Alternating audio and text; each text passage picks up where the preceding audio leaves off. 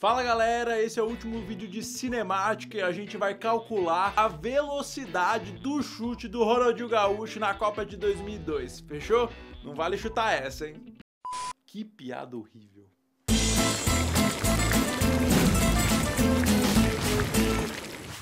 Galera, esse é o terceiro vídeo de cinemática. Se você caiu aqui de paraquedas, volta lá para assistir os outros dois que a gente vai usar os conceitos de lá.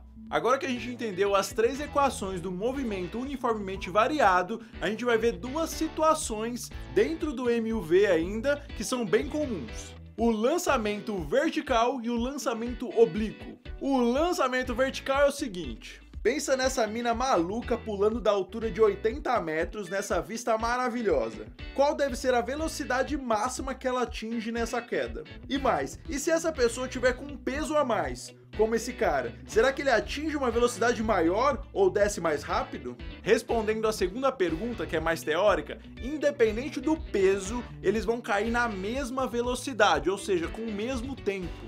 Ah, Felipe, então você quer dizer que se eu tacar uma bola de boliche e uma pena, eles vão cair no mesmo tempo? Sim e não, depende de onde você estiver. Na vida real isso não acontece porque existe uma coisa chamada resistência do ar. Ou seja, como a gente não vive no vácuo, existem partículas no ar que impedem que a pena caia na mesma velocidade que a bola de boliche.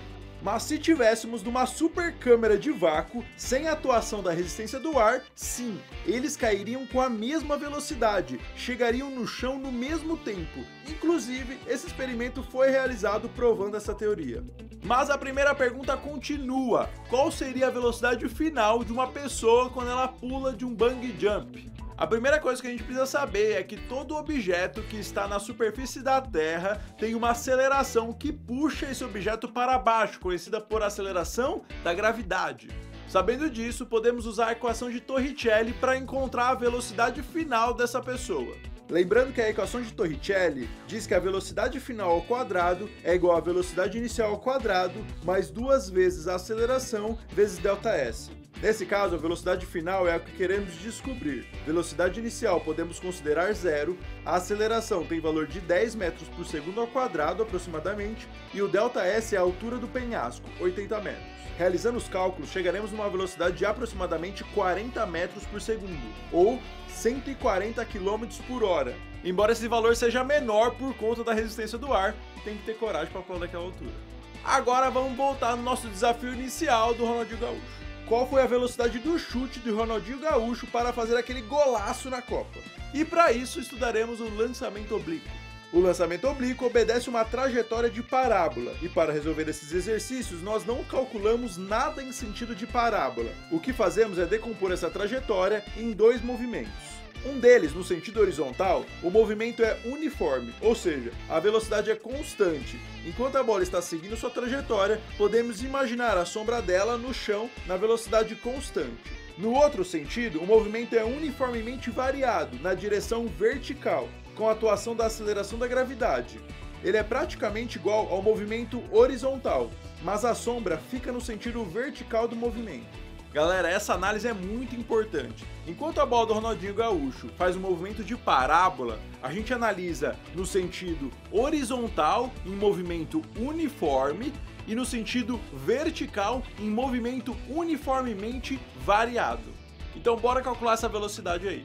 Pela imagem a gente consegue ver que a distância entre a bola e o gol é de 50 metros no início. E o tempo total de percurso é de 2 segundos, segundo o vídeo do YouTube. Então, em 2 segundos, a bola percorreu em linha reta um percurso de 50 metros até chegar ao gol.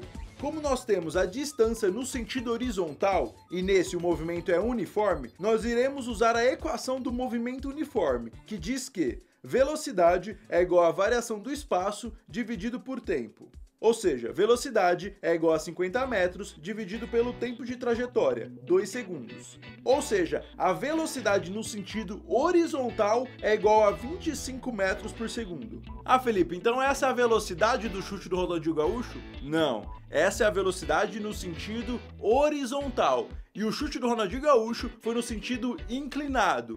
Então, se a gente tem nesse sentido, agora a gente precisa encontrar a velocidade no sentido vertical, para depois fazer um Pitágoras e encontrar no sentido inclinado.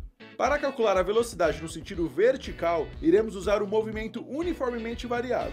Como o tempo total do percurso foi estimado como sendo 2 segundos, nós podemos dizer que no sentido vertical do movimento é como se a bola subisse em 1 segundo e depois descesse em 1 segundo.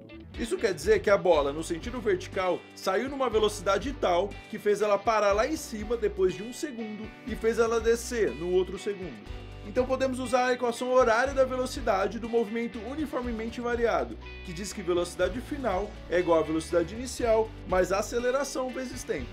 Temos que velocidade final é zero, porque lá em cima a bola não tem velocidade no sentido vertical. A velocidade inicial é o que queremos descobrir, e a aceleração é menos 10 metros por segundo ao quadrado, porque a aceleração está contra o movimento, então ela é negativa. E o tempo de subida é de 1 segundo. Realizando os cálculos, chegaremos que a velocidade vertical inicial era de 10 metros por segundo. Ou seja, agora temos tanto a velocidade inicial horizontal, de 25 metros por segundo, quanto a velocidade inicial vertical, de 10 metros por segundo. Portanto, para descobrir a velocidade inicial do chute do Ronaldinho, basta usarmos o Teorema de Pitágoras, que diz que a hipotenusa ao quadrado é igual à soma dos quadrados dos dois catetos. Realizando esse cálculo, chegaremos na velocidade de 27 metros por segundo, ou 96 km por hora. Que é um valor plausível, já que aquele chute do Roberto Carlos contra a França foi de aproximadamente 135 km por hora. Podemos calcular outras coisas do chute do Ronaldinho, por exemplo, a altura máxima com que a bola chega. Ah, Felipe, pra que eu vou calcular a altura máxima de uma bola? De fato, no futebol não é muito útil, mas quando você pensa no míssil sendo lançado, talvez seja importante saber a altura máxima. Portanto, se você for querer trabalhar para a Coreia do Norte, você vai ter que saber isso. Tô brincando, não trabalhem com a Coreia do Norte. Mas vamos calcular a altura máxima. Se a velocidade inicial no sentido vertical foi de 10 metros por segundo e o tempo de subida foi de 1 segundo, podemos usar a equação do sorvetão.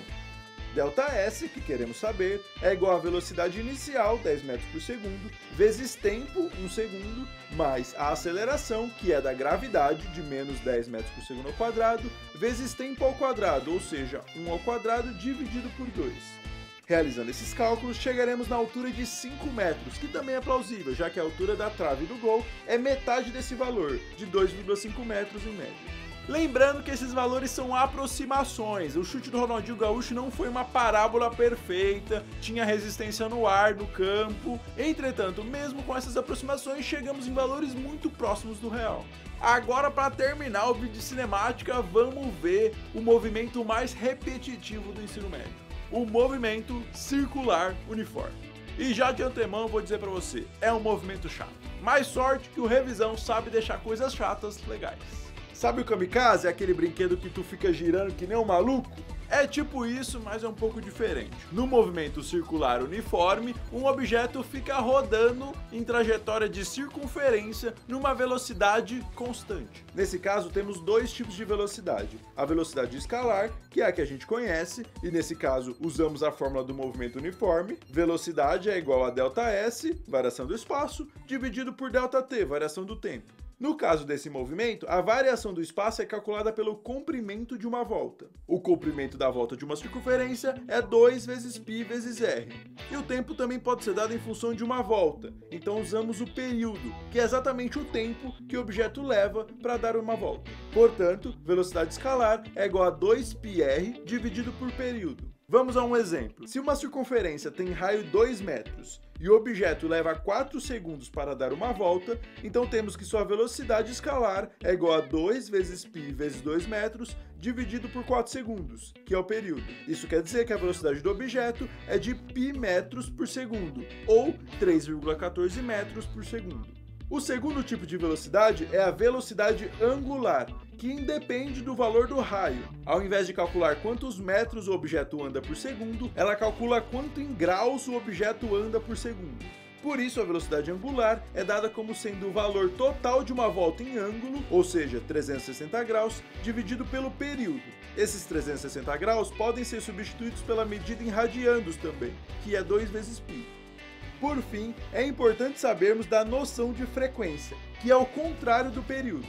Enquanto o período é quantos segundos o objeto leva para dar uma volta, frequência é quantas voltas eu dou em 1 segundo. Por isso, frequência é igual a 1 dividido por período, e é dada em Hertz, que é a mesma coisa que segundo a menos 1, e período é dado em segundos. É isso aí, pessoal, esse foi mais um vídeo de física. Se você tiver alguma dúvida, coloca aqui nos comentários. Agora a gente tem um podcast, o áudio dele vai estar aqui na descrição. Apoia a gente no financiamento coletivo, apoia.se/canal Revisão. Segue a gente nas redes sociais, compartilha esse vídeo, se inscreve no canal. É isso aí, falou!